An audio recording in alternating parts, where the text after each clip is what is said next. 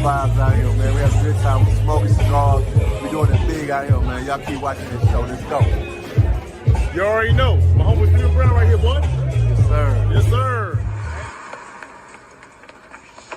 Come Debo. Who? Debo.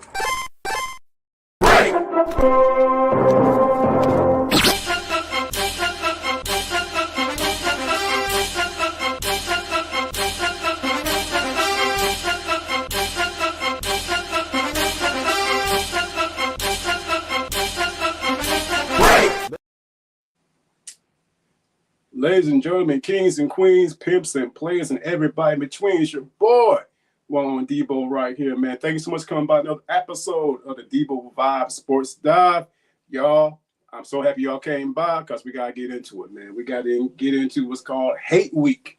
It's Hate Week down here in Atlanta, man. It's Hate Week down here in Atlanta, and that means one thing, Atlanta Falcons and them trashy-ass New Orleans Aints, y'all. But before we get into it, y'all, we got special guests in the building. And my brother decided to come through and bless us with his presence. He is Chris Tipmore, the one and only Chris Tipmore of A1 Forever and the 95 North Falcons Talk Show. How you doing, Chris? Hey, man, I'm good. This traffic is crazy out here in Atlanta, but you know, I'm all right. Hey man, three things about Atlanta that will never change, man. Man, strip clubs, chicken wings, and bad traffic, bro. This is crazy, man. Like it's just being stuck in traffic, man. Had a long day, and then you're trying to get home, and but I definitely still want to come on and definitely just hold up my end of the bargain. Like I said I was coming on. And shoot, you know what Tony Montana said, man. I only got my word and the other thing. So there it is, man. So we got the Falcons at the Saints this upcoming Sunday at the Caesars Superdome, and the New Orleans Saints team that we're going to see on Sunday is going to be almost a completely different team. After last week, they parted ways with their head coach Dennis Allen. They brought in their new head coach, the interim head coach Darren Rizzi. And word is he's already changing the environment and the culture. He's one of those players, coaches. And to be honest with you, a lot of players said that Dennis Allen lost that entire locker room. So it was time to part ways with him. But that's a them problem, not us problem. So with that being said, what we're going to do, y'all, we're going to talk about, how our defense matches with their offense and vice versa, how our offense matches with their defense. And then we're also going to give our prediction. And then we're going to call it a day. How's that sound, bro? that sounds good to me, brother. Let's get into it. Let's get into it, bro.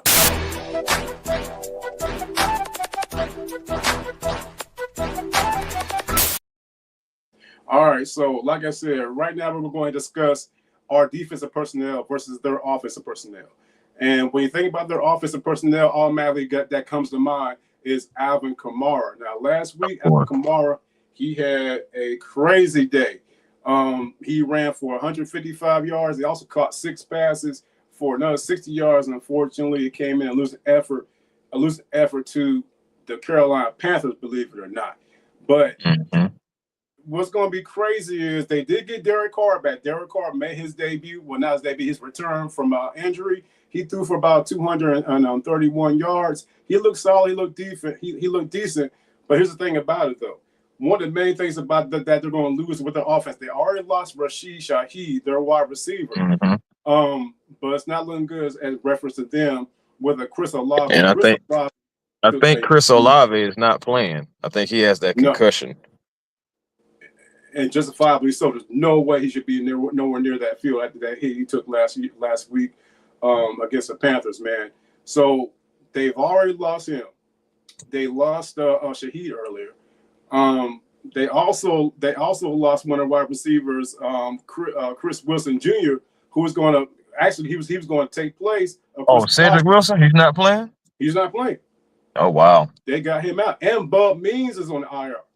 So yeah, 4 of the wide receivers are not going to be in this game right here. The only wide receivers that's going to be playing is MVS Marquez Valdez-Scantling, Mason Tipton, and Jermaine Jackson. So what that's going to mean for our defense is we have the ability to actually pin our ears back and go ahead and get out of the car, because Carr's going to be playing with a personnel that's totally foreign to him.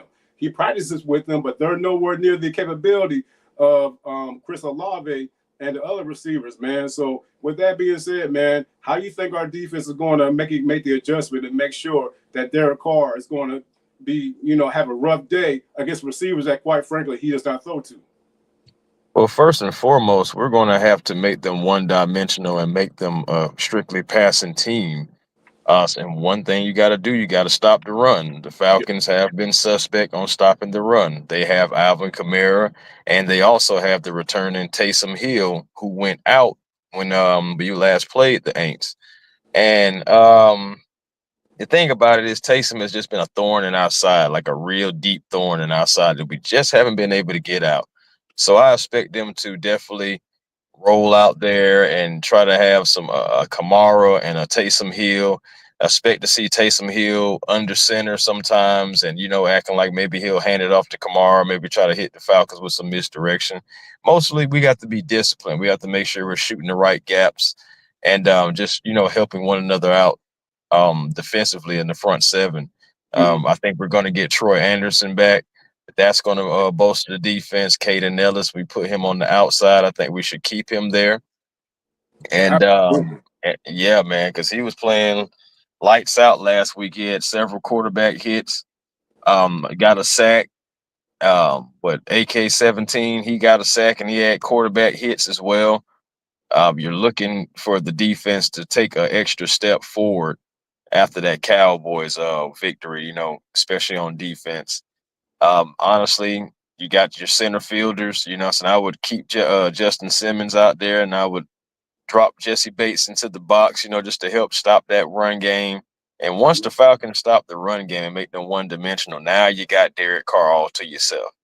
Now you got and Derek Carr will throw you an interception.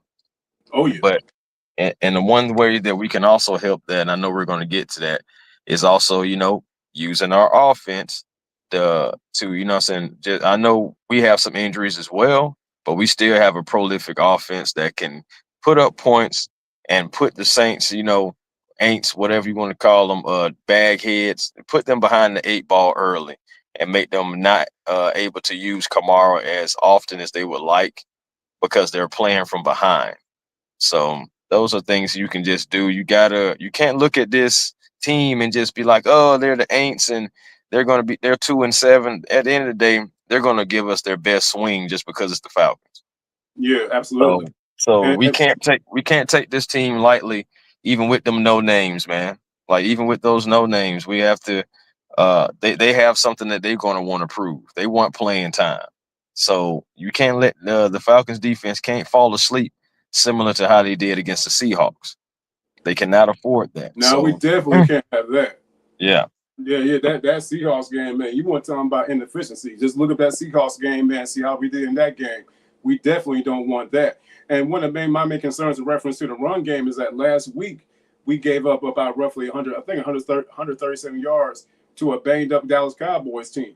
So when you look at what Alvin Kamara can do, particularly with those toss sweeps to the outside, we actually need to contain that as much as possible.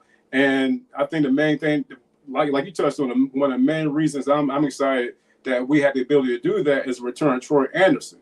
Now we got Troy Anderson in there, and of course we got King Ellison there, Mr. Green Dot. That will alleviate any kind of mistakes that were made last week by Nate Landman, because last week was one of the poor performances that we saw from Nate Landman, particularly in coverage. So if we can get Troy Anderson in that with Troy Anderson and Kate Ellis in good coverage, in that hook curl zone, as well as neutralizing that run with the front set with the front three, then that'll be a recipe for us to shut down Kamara. And who knows, by doing that could throw off the entire offensive scheme that they have set up.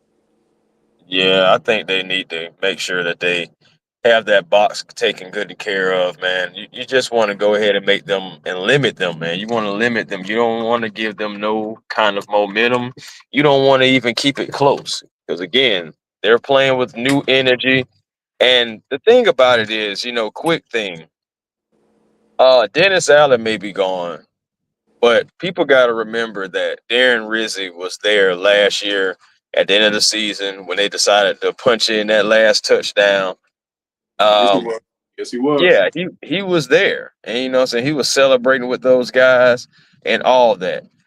We Yep. got to use that, you know, what I'm saying, to our advantage. You know, we got to use that to our advantage and take care of business, man. We can't. We got to get our lick back, as people would say. We definitely have to get our lick back. Darren Rizzi was there. Now he's the interim head coach. You don't think that he's going to have those guys fired up? I think Yeah. he will. But the Yeah. Of thing course. about it is, we are the better team. We have the better weapons. We are the superior all the way around. Show it. That's what our defense is going to have to do. This is a chance to really, people are calling it a trap game, but really, this is another chance, yet another opportunity for the Falcons to get right. So Falcons need to treat this as a get right game. They don't need to fall asleep behind the wheel on defense at all. You can better your numbers. You can get more discipline and just, you know, take care of business, man. We're waiting for a complete game from the Atlanta Falcons, and we're getting close to it, but it's not quite there. We almost had it against the Cowboys, but when Cooper Rush came in and was able to drive down the field and get a touchdown and all the stuff like that, I was like, we can't allow that to happen. So There was absolutely no reason for Cooper Rush to go in there and drive downfield like he did against us. None. yeah, And I was talking to Berto last week when we did the mid-season rundown, and one word that kept coming up was exposed. We keep getting exposed at the wrong time. And for a yeah, quarterback, like a backup quarterback, to go in there and drive downfield, and our starters, and he threw that touchdown to Turpin, I think, and who was covering? Mike Hughes was covering on that touchdown. Irregardless who was covering, you got a backup quarterback playing against our starters, and he drives downfield. The league sees that. Everybody sees that. And please believe, I know the Saints saw that too. So when you get a Clint Kubiak offense. Doesn't matter that they don't have Chris Olave. That's got to be a big time loss. Wilson's a all of these big time losses. In the right scheme, the Dallas Cowboys proved that it don't matter who you put out there against the Falcons, they can drive downfield. And that could be a big time concern, particularly when you got a quarterback like Derek Carr, who, like you said, he can make mistakes out there. He's good for about 1 or 2 interceptions, but he's also good for a couple of touchdowns. So we get it doesn't matter if they're losing personnel. Like you touched on a second ago, man, there is no such thing as a trap game when you're playing the Saints. And our defense need to go ahead and go out there and pin their ears back, particularly Arnold Ebiketie. Well, for the past couple of games, he's been showing flashes. It finally paid back last week with a sack, as well as Caden Ellis. Now, in reference to Caden Ellis, do you think that they will put him on the outside or primarily on the inside?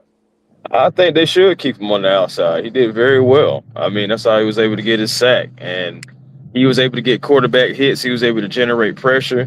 We've been talking about it on the 95 North Sports channel anyway, that, you know, Caden Ellis can be used in that area, or Troy Anderson. Right now, we've used Caden Ellis. We'll see how we decide to use Troy Anderson when he comes back. But if he gets to pin his ears back and try to get after the quarterback, honestly, when Taysom Hill is in there, I expect Troy Anderson to kind of be spying him, because Taysom is a strong guy who has you know what I'm saying, a deceptive speed. You know, he's faster than he looks. Right. So, you know, having Troy Anderson kind of like looking after him, you know, a speed on speed, you know what I'm saying, power on power. So let's see what happens with that. I like our guy overall. Yeah, maybe a little bias in that, but hey, it is what it is, man. Well, on top of that, man, when we talk about Troy Anderson, a couple of things. He should be hungry. He missed 5 games. And Indeed. last time we played those Aints, hey, Troy took one back to the house. So that's one He thing did. to consider as well. So I'm definitely the personnel we put out there, I'm definitely excited about. And you know, Troy Anderson is one of the main reasons why I'm excited that we got to shut that offense down right there. So we're gonna go ahead and get into our offense versus their defense. But before I do so, Chris, man, I want to ask you a quick question right quick, man. What's that? You did bring up the 95 North Falcons talk show.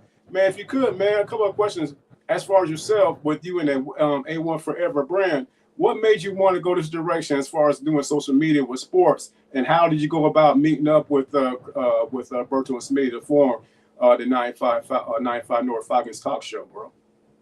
Okay, well, shoot, man, that's a great question, man. Great question. But to be honest, man, I was looking at it And I was kind of like at a crossroads in my life, probably about 3, 4 years ago.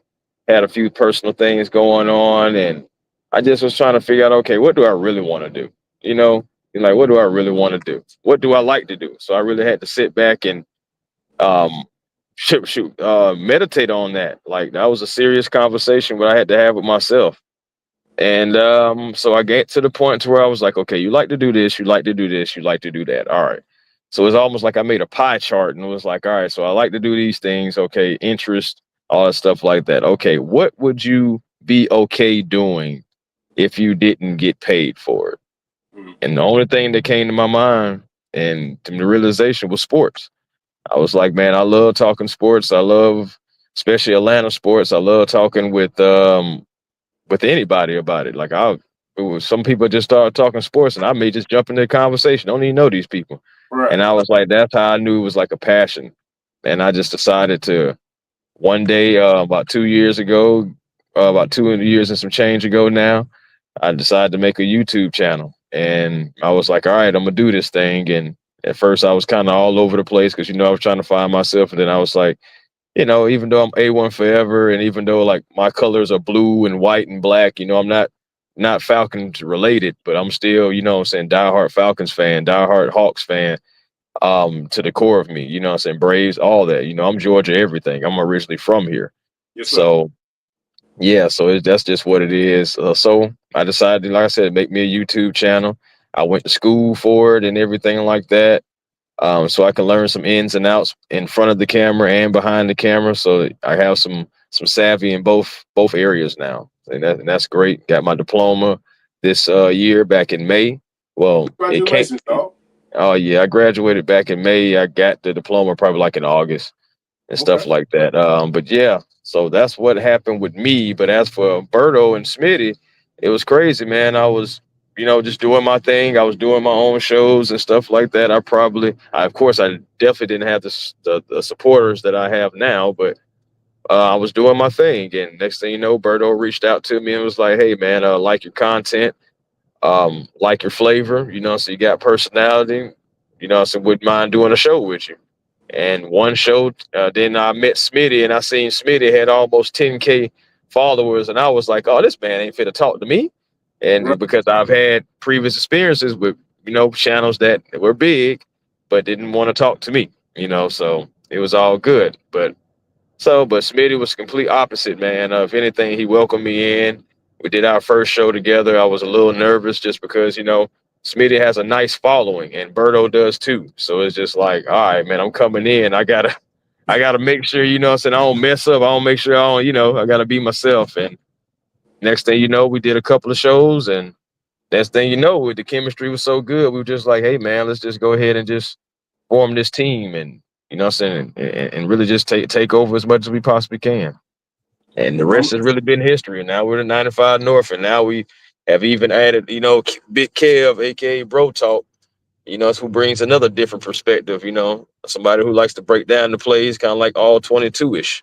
So, we're just expanding, we're just growing, and it's just all a blessing. Hey man, you guys have a great chemistry. And 95 North, when I started to go this direction with doing just sports, 95 North Falcons Talk, excuse me. That was one of the shows I looked at, like, man, these dudes got it going on, man. They really know their content and their intellectual and everything, man. And same thing, Berto reached out to me. Actually, I reached out to Berto, and I reached out to you. He was like, hey, I'm new, man. Can you just check me out, type of stuff, man. So, but if anybody out there listening, man, please, support A1 Forever Sports, Chris Tipmore, and definitely support 95 North Falcons Talk. So, with that being said, man, let's go ahead and talk about the Falcons offense versus the Saints defense. You ready to go? Yes, sir. Let's do it.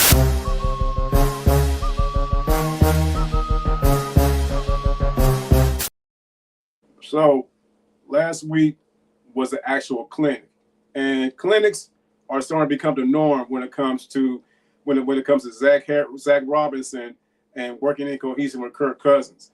And Kirk Cousins and Zach Robinson's relationship is a total 180 from what we saw in the beginning during that Steelers game. And last week, Kurt had another gem of the game. He had a perfect passer rating. Is that correct for last week's game that we had against the Cowboys? Mm-hmm. Yeah. So perfect passer rating. Everybody scored a touchdown. Ray scored a touchdown. Drake scored a touchdown. Now, as far as Drake London is concerned, that's a little concern right there because apparently it's going to be a game time decision in reference to him playing. Right now, he's still listed as questionable with the Yeah. hip flexor. Do you believe that we might see him, or do you think it's the best that he just sits this one out?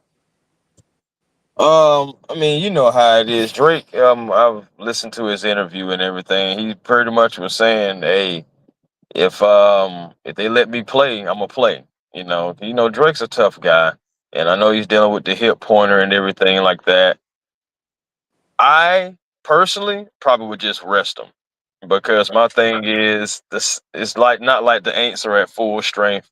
It's not like this is a playoff game. It's not like this game has implications of the Falcons making the playoffs or not. You know what I'm saying? Do we want to win it? Of course we want to win it. We'll be 7-3. And we'll be already tying our win total for the last 3 seasons midway through the season. You know what I'm saying? So of course we want that. But Drake, you don't necessarily like need Drake. You have Darnell Mooney. Kyle Pitts is not playing though. That's another thing too. Kyle Pitts is not playing. I And thought they took him out of the injury list. He's not playing either. oh, I thought I was told that he wasn't playing. I didn't would get a chance to even look at the injury report to see if he was or wasn't on it. Okay. But initially they were saying that he wasn't going to play. Right. Or he was or he was doubtful. Right. Okay. So maybe he came in today and made them feel a different way. But yeah, I know that Drew Dahlman and Drake London are both questionable for Sunday's game. Drew Dahlman, I don't expect to play. Honestly, you don't really need him. Ryan Nuzil has been taking care of business, I believe. And I think you can go without, Drew Dahlman. Let him rest all the way up, get 100%. Because I already know he's going to be looking for a second strong half just because he's in a contract year. Absolutely. So, yeah, so that's another thing too. But original question, Drake London, I would rest him. If he wants to play, if we see him out there, I'm not going to be mad. That must mean he was good enough to go and felt healthy enough to be like, nah, I don't have to sit out. I'm good. Let me get in here and get some of this action. But if they sit him out, I wouldn't be mad at all because we got to play Denver next. That's going to be a different altitude. You're going to want all your stars. You're going to want to be able to have your playmakers ready. So, that's just my opinion, though. I echo everything you said. One of the main reasons that I wasn't playing is because you look at that banged up Saints secondary, and the Saints, Paulson Adebo, I think he's on the IR now, and Quillen McKinstry's not playing either. Also, that hamstring, it did get to him. Yeah, it got to him. So you got all these second. So you got all these second stringers who aren't playing in game, and of course, Marshawn Lattimore, he's no longer part of the equation either. So you got to banged up secondary for the Saints, which will allow us to bring other individuals in like Cordell Hodge to fill in for the shoes. Drake London. Drake should not be playing this game right here. I don't think he'll be needed, and because I think with the personnel that we already have, a la Mooney and Ray and Cordell Hodge, and of course with B. Bajan and with Tyler here, there's really no need for us to risk any kind of other injury out there. So and you guys did the ninth. When I say you guys did 9-5 North Falcons talk. You did your review in reference to this upcoming game, and one thing that you guys asked was about a critical matchup that you think is going to be interesting to see. And my critical matchup that I said in the chat was going to be with Alontae, what's the gentleman's name, man? Alontae Taylor. And Mooney. So I'm looking forward to seeing that right there. But Alontae Taylor, he's more of a slot. He's a slot corner. But with all the losses that the Saints have experienced, they're bringing him now outside to the perimeter. So he'll be seeing a lot of Darnell Mooney. And I think that's a recipe right there for Darnell Mooney to have a big day because, like I said, all these games right here, they've been playing Alontae Taylor as a slot. Now he's going to be outside. So when you bring someone from a foreign, where he's been at, and to bring him outside, which he has been outside corner in the past, but this year he was mainly in a slot. Then that could be a huge matchup right there, and that I think, in my opinion, who knows that Kirk Cousins, he might just totally cook in this game right here.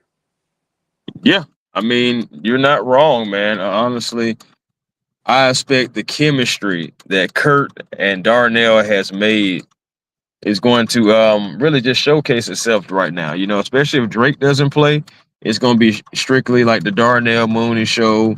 You're going to see Ray McLeod, but I would expect to see a lot of Bijan Robinson and Tyler Algier. You know what I'm saying? Like, give them what they really don't want. You know what I'm saying? And that's well, I guess they don't like the name Thunder and Lightning anymore, but I'm saying, like, Yeah, give them they the said, give them the brass knuckles, man. Give them the brass knuckles, punch them right in the mouth each and every drive, every play, I'm saying, run with authority.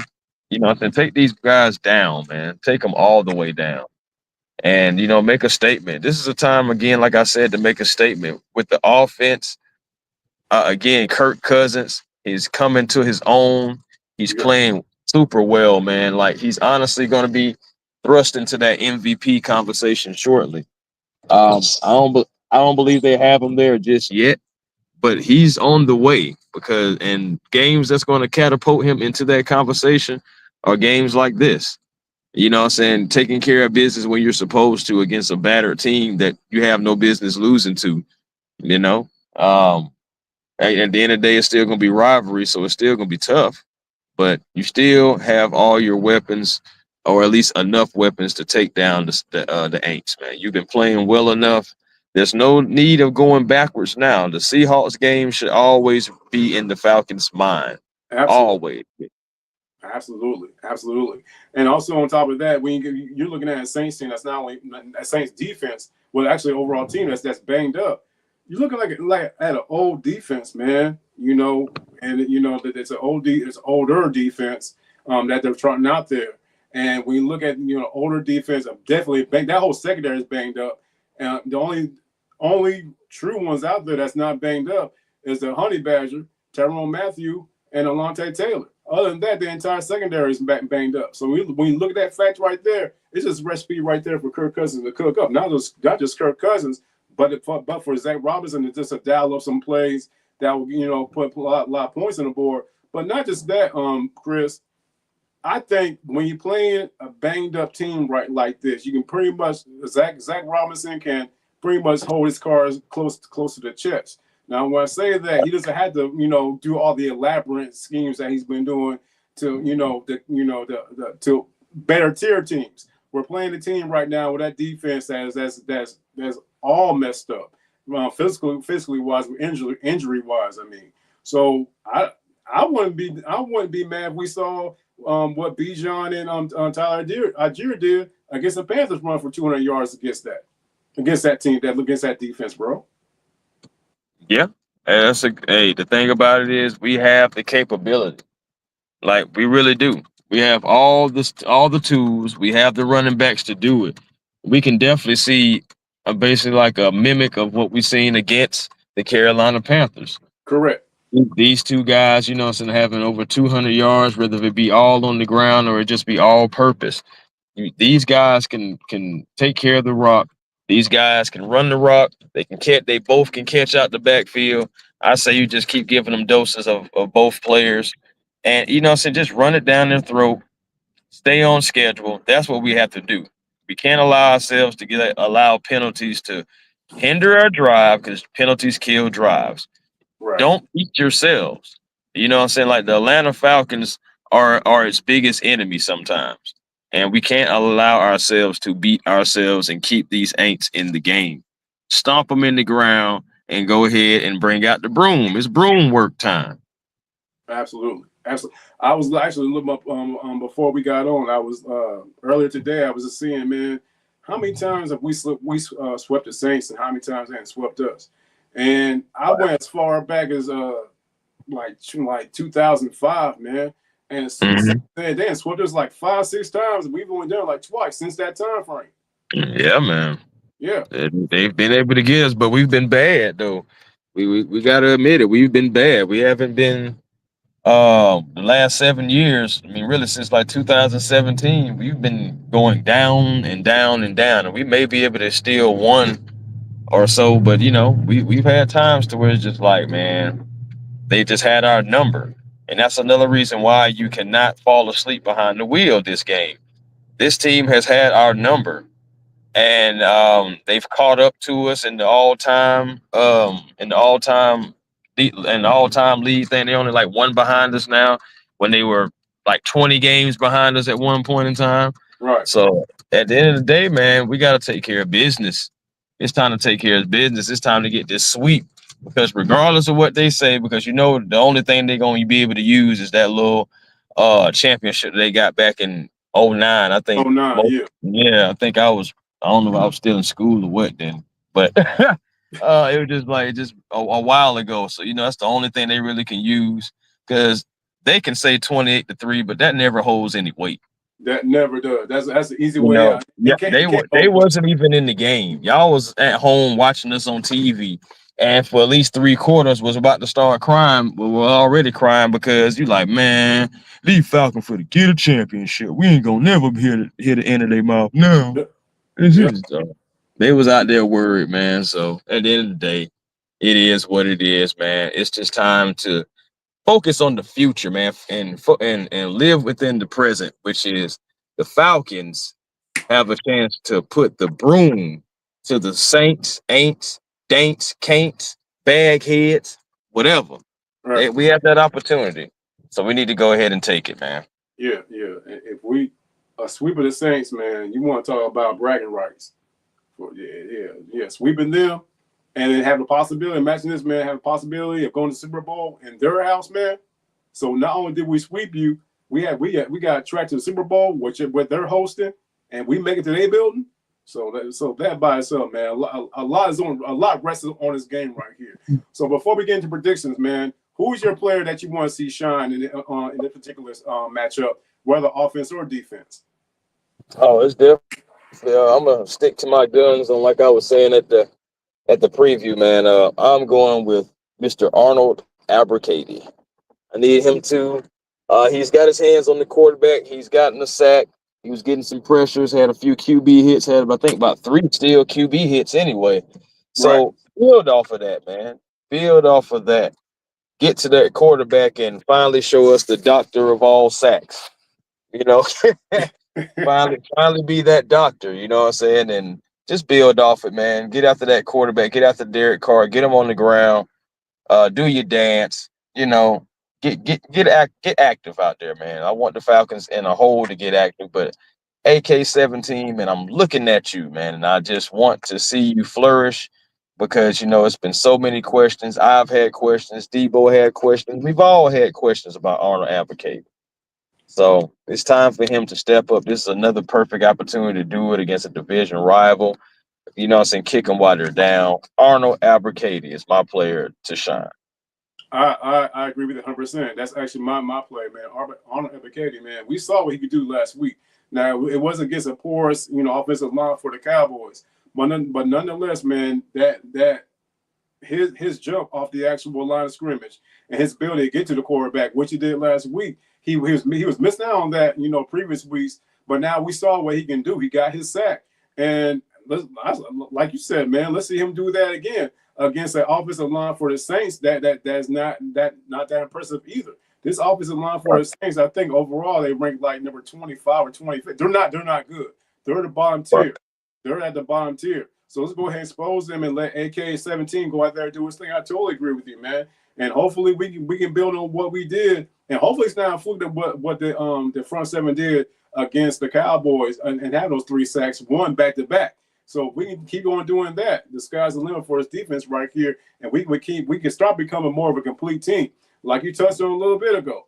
We've been complaining about this pass rush. We've been having upper eyebrow in reference to AK-17, not just him, but other players in that front seven. Now we saw last week what they can do, and the possibility of them keeping that momentum up. But more importantly, they owe it to that secondary to start getting more sacks, because that secondary has been holding down defense because we haven't been able to get to the quarterback. Now we have had those TFLs, tackle for losses, and pressures, but we haven't had a closer. We have not had a closer. We thought Judon was going to be a closer. That's not the case. Maybe last week, that's an indication that AK-17 will be our closer moving forward as far as getting to the quarterback, bro. Yeah, that's absolutely true. You're absolutely right, Debo, man. We got to do this, man. We Yes, got to sir. do it. We got, Yeah, we got. it's time. Let's ready to get to the predictions right quick. Yeah, go ahead. All right, man. We have the return. He kicked it 100 miles. Long spiral to the 21-yard line to Dion to the 30. Dion out to the 35. Dancing 40, 45, 50, 45, 40, 35. Dion 20, 15, 10, 5. Dion Sanders. All right, let's go ahead and get to this. Hey, shout out to Snoopy Eats 408. What's up, cuz? What's going on with you? How you doing? Thank you so much for coming by, swing on by, man. Appreciate Snoop. Yes, sir. Now let's go ahead and get the predictions, man. Chris, you are you're the guest here at Devo Vibes, man. What's your score prediction on how we're going to do down there, man, in the Caesar Superdome? Oh man, I'm again. We got to get our 40 back, man. We got to get our 40 back. So therefore, I'm still going with 47. I'm still going with 43-17. Falcons. 43-17. I'm not budging. I need my 40 back. Yeah. I need my 40 back. And Darren Rizzi, he was there when when that went down. So they can come with all the energy they talking about. We have to come in there determined, ready to smack them right in the mouth. Like, I don't care who your coach is. And you know what I'm saying? We have to take care of business. It's a business trip. It's time for another trap takeover. You know, it's time to walk on in there and definitely take over that trap. You already know, man. You already know. Man, I'm with you. We need that 40 back, man. You know, I ain't talking about no 40 ounce. I'm talking about the 40 that we're going to get back from them and they trap, man. Man, I got 42-10, bro. Hey, I'm with it.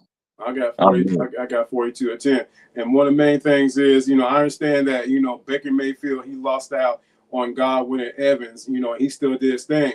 But when you look at offensive personnel that's potentially losing 4 wide receivers and putting bodies out there, you know, there's no reason for us to give up any more points than 10 points. I do understand they got Taysom Hill, the Swiss Army knife or the French Army knife, so to speak. But with that, they're losing too much out there. And if we can rattle up Derek Carr, you know, in the pocket and get to him, and you know, like the sky's the limit. I'm like you. I'm singing to my guns, man. 42-10. Now, before I let you go, man, let us know, man. Hey, the most important rivalry in the South for us, this Falcons and the Saints. Man, let us know about your favorite Saints game favorite Falcons Saints game that you went to and why, man. Oh man. Or is there one? I think I'll have to go about years back. I'm gonna have to go years back to the game where at the end of the game, we're back when they had the color rush jerseys, man, and Debo picked off Drew Brees at the end of the game. Ooh. And to seal the game, and they started dragging him out of the end zone. That right there, one of my most favorite moments, just because I was at that game. So yeah, that right there. I definitely remember that game just because I tried to get some of those color rush jerseys and they were all sold out. So, thanks a lot, Falcons fans. Couldn't get one. Should have saved one for your boy A1. Hey man, just wasn't meant to be, man. Just wasn't meant to be. Yeah, man, Debo, man, he jumped up like 15 feet to get an interception, bro. Man, he jumped picked out Drew Brees, man. I remember that one vividly, man. My favorite game, man, my favorite Falcons Saints game I went to, man, of course, shout out to the Georgia Dome, man. I don't know about you, man. I miss that Georgia Dome, man. The Georgia Dome had a mystique about it that I just don't feel in Mercedes-Benz. Not yet. You know what I'm saying? I know maybe it comes over time. But yeah, man, that Georgia Dome. And then just everything that we did in this final year of the Georgia Dome, you know what I'm saying? Like going to the bowl and everything like that. what a way to send out a great stadium. You know what I'm saying? Like, Yeah. what a way to send it out. Absolutely. My favorite Atlanta Falcons and Saints game, man. They were here, of course. We're at the Dome. Was in what year was that, man? 2008. It was in 2008, man. The Saints came here, man, and we picked off Drew Brees 3 times. Sevis Jackson picked him off and picked 95 yards. Yeah, Jarius Norwood caught a little screen pass from Matt and ran downfield 67 yards. And the last 30 yards, he was high stepping, man. Roddy caught a touchdown that game. Michael Turner ran one in. The score was 34-20, man. And best feeling in the world, man. Just watching them Saints fans get up and walk out, man. Yeah, that's a great one right there. That's my favorite. Yeah, that's one that stands out, man. That's one that stands out. And hopefully one day, man, I can make my way down there to NOLA, man, to go to one down there in their trap, man. That's on my bucket list. And when I go down there, I will be expecting the Falcons win, just like I'm expecting one. And it's so crazy, man, because right now, the tickets ain't bad to get in either, man. I would love to go. I would love to go down there to the game, man. It just how work schedules and everything be, man. Right. Yeah, man. But yeah, those tickets really aren't bad right now either. Absolutely. Hey, Chris, it's been a great pleasure, man. Like I said, man, you've been a great guest. And before we go, man, let us know where we can find you. Hey, man, you can find me, man, A1 Forever Sports. That's the platform on YouTube, man. Please like, comment, and subscribe. And what I'm saying, we're still steady trying to grow this channel and to be the best that it possibly can be all the time. Definitely on Twitter and on Instagram, A1 Forever.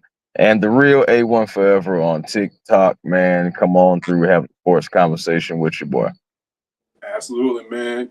Chris Tipmore covers all things Falcons, Hawks, Braves, Bulldogs, everything in the A, man. Thank you so much for coming by. It's been a great pleasure, man. Yes, sir. Thank you for having me, my brother. Absolutely, man. Everybody watching, please share this out right here. Like, comment, subscribe, and we will vibe out soon. We will get a victory down there, down that stinky ass swamp and a Superdome, and top of the division to you, sir. Top of the division. Top of the division to your motherfucking ass. Oh, my bad. Yes, sir.